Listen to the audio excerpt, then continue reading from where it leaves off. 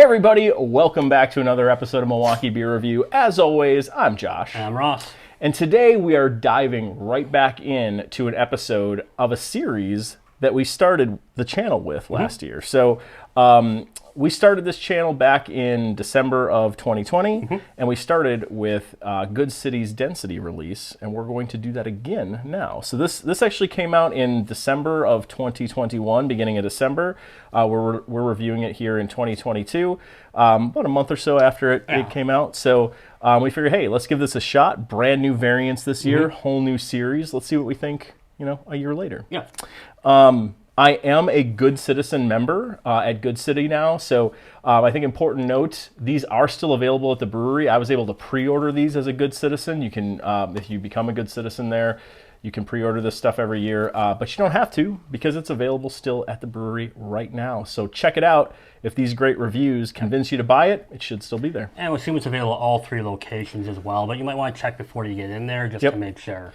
Yeah, I picked these up at the new location in Wauwatosa, which is a great place. I'm actually really excited that they're that close now. Yeah. So. And this is one I think I've been really looking forward to because you said they kind of kick us off, and I really did enjoy these beers. I thought this was going to be a great one to kind of revisit, and they did reduce it from 6 to 4, which I'm kind of glad. I think 6 is a bit too many for a series. Yep. So why don't we just kick off with the first one? Do you want to do the first one? Let's kick it off. So the first one is the base density. So this year, this thing comes in at 12.7% ABV. This is a Bourbon Barrel-Aged Imperial Stout. So we've done quite a few of those lately. This falls right into that same category. Bourbon Barrel-Aged Stout. This is actually brewed in, Willet? Willet bourbon barrels. So I don't know if they specified last year. I don't think they did. I don't think they did. But let's get a little nose on the base density and see what we think. You warned me. I told you. Oh, it's bourbon. Yep. I mean, for bourbon, sure. a little bit of chocolate notes to it. It's actually a really sweet bourbon. Like, there's not a bite to the bourbon on this. It's a very sweet bourbon character. I don't know that I've ever had Willet bourbon. I've never heard of it, to be honest. Yeah, me either. I don't drink a ton of bourbon, so it's not surprising either. Smells good. I mean, the nose is definitely bourbon forward. Yeah. There's the Imperial Stout sweetness we always talk about there. A little bit of oaky, kind of fudgy notes to it, although not heavy. Not heavy on the chocolate fudge notes on this. It smells like a decent... No, it smells good. It smells what you want. It smells what Stout. you want a bourbon barrel-aged stout to smell like. I mean, it's hitting every note. So. A little vanilla. Yeah. Yep, good stuff. Let's try it out. Cheers.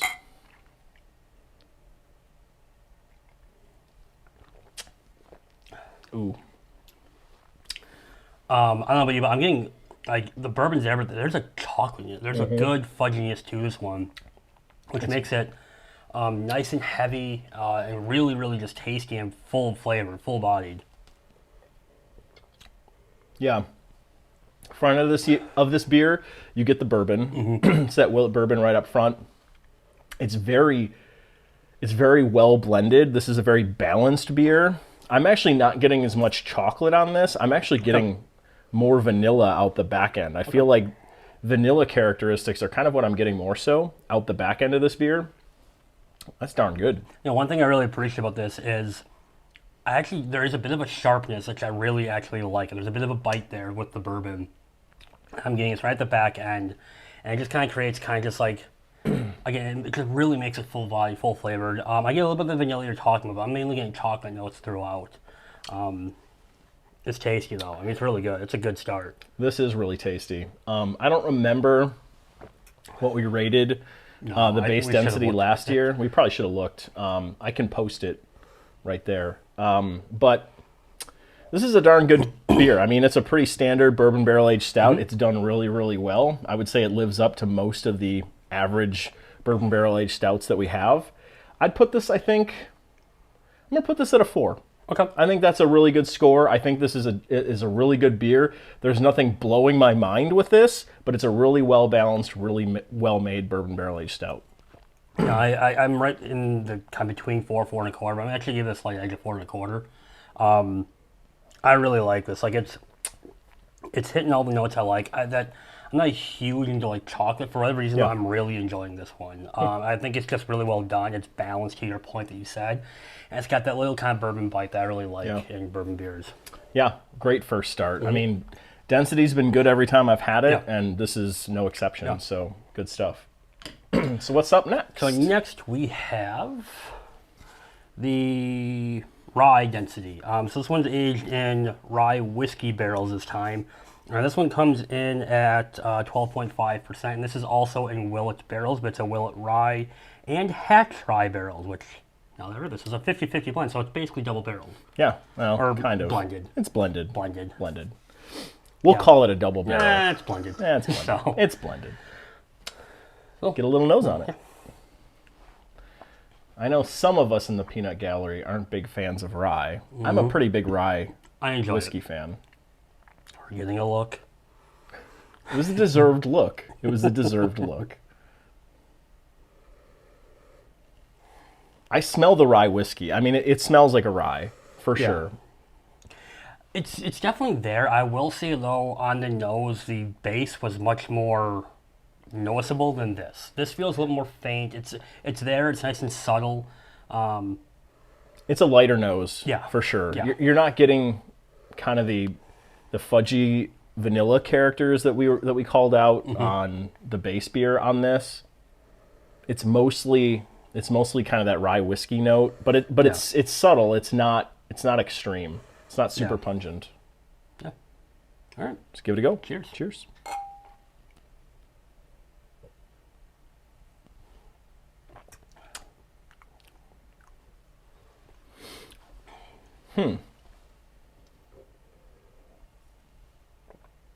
So I'm enjoying it. It's good. The one thing I will say, though, compared to the base is it's a pretty, and this is going to sound bad, it's pretty flat taste all the way through.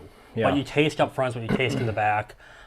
It's got a little sweetness to it. The one thing I'm actually surprised about is, given the first one we had, for me, had that bit of sharpness. This one, I'm not getting any sharpness. This is much smoother, much kind of more just what you get, what you taste is what you get. What you smell is what you get. It's there, but it's very just kind of flat all the way through. If you're not a huge whiskey fan, this might be a really good iteration of density for you, because the bourbon is so subdued in this. It's there for sure. Is there bourbon in it? I thought it was just all whiskey in this one. It's rye whiskey. Fair enough, sorry, yeah. The whiskey, that component to this beer it's subtle. It's subdued. It's well blended into this beer. You barely get it, to be honest. I mean, if you compare it to, again, what you said, the base, there's almost none of it here. But it is there. I mean, if you know what you're looking for, it's for sure there. Yeah. I will say this, though. This one's kind of sneaky at 12.5% because you don't get a big alcohol taste to it or much of a whiskey taste. While the first one, you can definitely tell there was bourbon. It's like, yeah, I can see why this is 12.7. This at 12.5 is kind of dangerous because you don't really get a lot of that. Agreed. And I would say that the palate on this follows the nose pretty well. Like, we didn't get a lot else on it. Yeah. And you just kind of get that little bit of rye whiskey and kind of a traditional imperial stout. Yeah. So, I think this is decent. It's a good beer. Yeah. If I'm going to drink a rye, though, I really kind of want those rye characters to pop. So I would probably put this at a 3.5. That's what I'm going to rate this. This is not my favorite rye barrel-aged beer that I've ever had. I think it's decent. I think it's a quality beer, just not my favorite. I'm actually right there with you. I think 3.5 is a good score. I really enjoy it. It's tasty. I'm giving it somewhat of a knock because, to your point, if I'm drinking a rye whiskey, I want to taste some of those notes. I want to get that sharpness that whiskey, whiskey brings. Yep. And again, it's very tasty. It's very flavorful. If you just hand me this and this is a barrel-aged stout, awesome. But knowing what I know and knowing what I was expecting, it misses the mark a little bit, but it's still a very flavorful beer. So we need a little bit more. We need a little bit more rye, guy. Yeah. God. It rhymed. Great. All right. Good stuff. You know, I don't think they did anything with rye whiskey last year, so that's a unique little entrance. I think you're right. Into the series. So up next is an interesting one. So this is where we start getting a little bit further out there from a variant perspective. So this is the Coconut Cream Bourbon Barrel-Aged Imperial Stout. So again, aged in bourbon barrels. This one comes in at 12.9%. So this is aged actually in McKenna bourbon barrels with toasted coconut and vanilla. Okay. So I think this is going to be a little bit sweeter. You're going to get some of that toasted kind of burnt coconut flavor to this. And hopefully that vanilla addition that's actually called out here adds even more oomph to the vanilla. So I don't know that I've ever had McKenna bourbon. I don't think I have either. But let's get a little nose on this thing. Oh. That smells vanilla-y. I'm getting coconut too. Coconut and vanilla. I mean, what the can says is what you get. I mean, I will say it hides the bourbon. I'm not getting much bourbon at all on this. Completely agree. Very, very heavy coconut vanilla sweetness on the nose of this. No, that's, I mean, on the nose, it's hitting the nail right in the head. That smells damn good. Yeah, definitely not getting any of the oak barrel characters or even really the bourbon on this. This makes me excited to try it. Not that I don't like bourbon, but this smells amazing. So cheers. Cheers.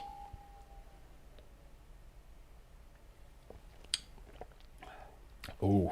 Oh, wow. That dances on your tongue. Yeah. So coconut, I think coconut's a bit of a polarizing taste for a lot of people. I think part of it is just the texture thing, but obviously when you get it into the liquid form, the texture is kind of thrown out the window, but I still think people kind of feel weird about it. If there was coconut texture in this, that'd be gross. Yeah. Crunchy. I think with the vanilla in here, though, I mean, this actually kind of tastes like a vanilla ice cream, or I'm sorry, a coconut ice cream. Yeah, You know, I can see that. Yep. You know, it feels like full body, feels full flavor. It's kind of a thicker beer. I think that's a lot of that cream that's coming through, or the vanilla. Unlike the rye, the alcohol component to this, so the bourbon in this case, is definitely there. It is prominent on the palate, not on the nose, but you get a lot more of it in the palate. It kicks off right on the front of the beer. Then the coconut really kind of kicks in. And what lingers for me is the vanilla. That's what sticks around. But I'm still getting a bit of a coconut note on the palate too as I sit here. I'm definitely tasting the coconut. But to your point, though, it's there, it's prominent for me, but really on the back end, you just get more of that bourbon vanilla all the way through the back end. This is really darn good. I kind of want to buy a couple more of these. To be honest, this is my favorite one of the three so far. I'm going to put this at 4 1/4. I think this is really, really solid. I was inching towards that 4.5 number because I just think this is darn good. But 4 1/4 is where I'm going to put it. I'm right there with you. I like for the base, I had that between 4 and 4 1/4, and it was probably right below 4 1/4, but I rounded up. This I'm kind of feeling I'm just rounding down to 4 1/4, but I can see this going 4.5. I just think when we look at the beers, we rate 4.5. This can't quite be. It's not quite there. there. This is really, really good. This is really solid. This is my favorite so far. It's really just flavorful. What it says on the can is what you get. Somewhat opposite to what you kind of said, the whiskey one, where you're supposed to get a bunch of whiskey, it kind of came out flat.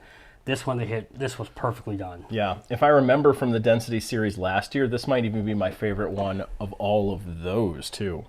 I don't remember one I had last year that would be better than this. I mean, yeah, I would agree with you. So. All right, so we got one to go.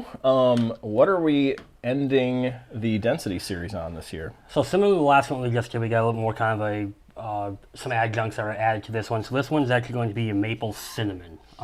We've had quite a few beers that have had cinnamon. We've had quite a few beers that have had maple syrup in it. I think we really like the maple in beers. I think cinnamon's been kind of 50-50 for us. So this is actually going to be an interesting one. So this one comes in at 13.5%. So this is the highest of the bunch. And this one is brewed in Bliss maple bourbon barrels with Brewery Farms maple syrup and cinnamon additions. Oof. That is a mouthful, but that's a lot going on there. Well done, you nailed it though. Yeah, we'll see. Good job. But yeah, we've talked about cinnamon on this channel a million times. If they did it right, it can be great. If they overdid it, it could ruin the beer. Exactly. So let's get a little nose on this thing and see what we got. Oof. Oh God, that is just maple syrup. I'm getting cinnamon more than maple syrup. Opposite for me. I'm getting all syrup. I think they have a similar scent, though. When you put it in a beer like this, especially when they're together. I mean, they blend well together. Cinnamon, maple syrup, yeah. It honestly smells good. I mean, it smells like a breakfast beer. It smells like booze for breakfast from Eagle Park. Is kind of what it smells like. Yeah. I mean, I think that's fair. I mean, it doesn't have that like cinnamon toast that I think we all grew up with eating. It doesn't have that taste note to it. But all of us grew up eating it. Not me. Jerk. I'm definitely getting much more of the maple on here, which kind of makes me think of like a French toast almost. Yeah. But yeah, I mean that smells what I was hoping it would smell like. Yeah, so. It smells really darn good. So, all right, cheers. Let's try it out. Cheers.